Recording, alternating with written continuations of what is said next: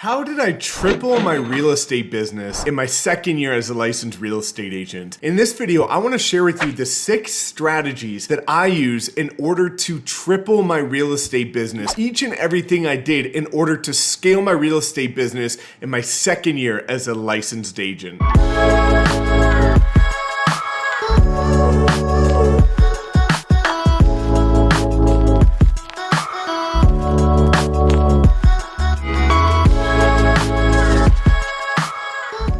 What's up everyone, my name is Mike Sherrard. Thank you so much for tuning in as always, and if you're new, welcome to my channel. If you love learning tips, tricks, and strategies on how to scale your real estate business the modern way, please make sure you like this video, also subscribe, and lightly tap that notification bell. As you may know, in my first year, I did about 16 deals, but technically it was 13 because I started a couple months into 2017. In my second year as a licensed realtor, I did 42 deals. So let me explain how exactly I did that. Now, the first thing that I did was prospecting. If you've seen my YouTube videos before, you'll know that I preach door knocking. Door knocking is one of the things that truly helped me build the foundation of my business, and I excelled at it. If you want to know more about my door knocking scripts and how to properly door knock, click above and you can check out a full playlist on how to properly door knock and how to use it in order to scale your business. Now, the cool part about my second year is I actually didn't do a whole lot of door knocking in my second year as a realtor, but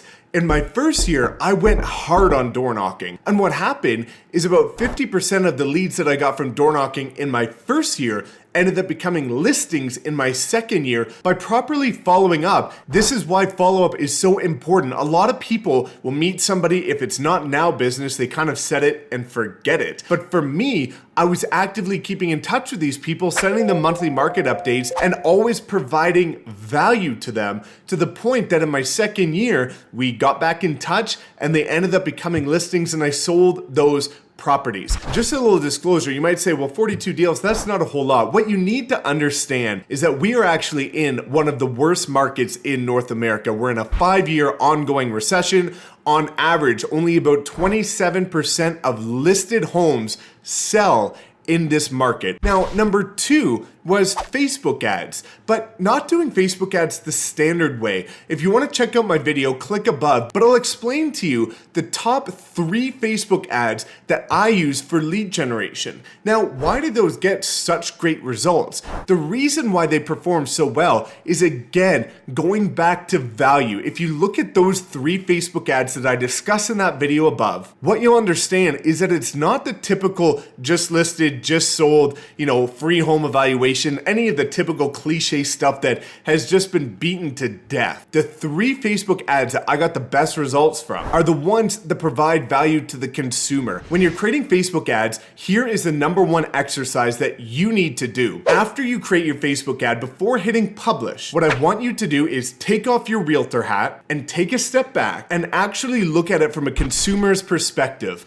Look at your ad and say that if you weren't in real estate, would you actually click on that ad? 9 times out of 10, what you're gonna realize is that you simply wouldn't click on your own ad. And that's a problem. Facebook ads were a huge one for me, got great results with them, but look at it from a different angle. Number 3 was referrals. They came about because of the experience I was providing my clients. I didn't just service my clients and then set it and forget it. When I provided the experience to my clients, it was one that was positively unforgettable. If you look at any of my past videos where I talk about what I do on things like possession, this was a huge one that again helped generate a lot of referrals for me. If they were into wine, oftentimes I would have a sommelier come to their house, bring bottles of wine for 14 of the homeowners' friends, and we would have a wine and charcuterie tasting night. And the magic of that experience was not only were emotions high because they just either bought a house or just sold their house, but I'm hosting the event and I'm putting on an event for all of their friends. So I get to meet them at a time where it's very exciting and overwhelming. What happened, and I didn't even ask for this to happen, but it was just what ended up organically coming out of the process when working with this sommelier, is she would stand up kind of midway through the event and thank me for putting on this event and thank me for putting it on and providing this unique opportunity for the sellers. I met one guy and I helped him buy his first condo, And if I had bought him champagne, which is just the most cliche thing any agent can ever buy somebody, he doesn't like champagne. Through the conversations, I realized that he loved, quote unquote, in his words, the greasiest meat lovers pizza you can buy and Bud Light. I got him the best meat lovers pizza in the city, and I got him 48 Bud Light. You should have seen his face. He was ecstatic. He was the happiest person on the planet because I learned about my clients. You're going to see some amazing results, and you're innately going to start getting referrals from it. Number 4 was collaborations. I've had people refer me that have never met me before. And the way that I made this happen was by having strategic collaborations with people that will actually shout your name from a mountaintop.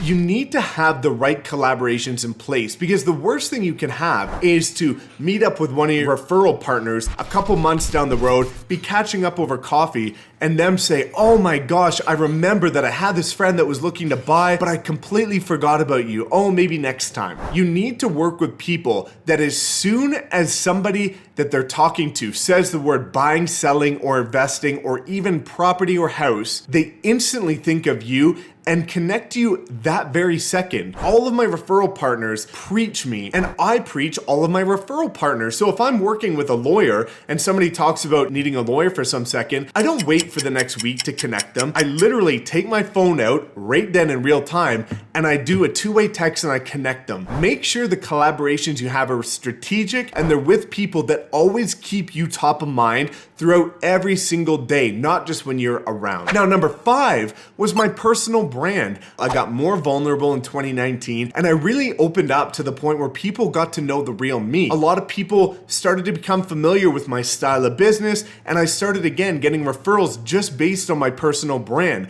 I also had a lot of people coming towards me, direct messaging me on Instagram, messaging me or calling me off my YouTube videos, simply because the brand I've created in my city as a realtor. At the end of the day, your brand is all you have. As technology starts to come in and disrupt the real estate industry and try and axe agents out of the process, what you need to do is make sure that you're diving heavy into branding. If you look at any of your favorite entrepreneurs, you would love to work with them over somebody in the same industry that does the exact same thing. Why? Because they are the brand that you've fallen in love with and you've built the connection with. If you create a strong personal brand that people gravitate to, they're going to want to work with you no matter what. Now, number 6 is the quality of the marketing that I did. I became recognized in my city for having some of the most industry-leading marketing for listings. And in turn, I ended up getting a lot of other listings because of word of mouth about the quality that I do. I have some of the best photography for my listings in the city. I did twilight for almost all of my listings,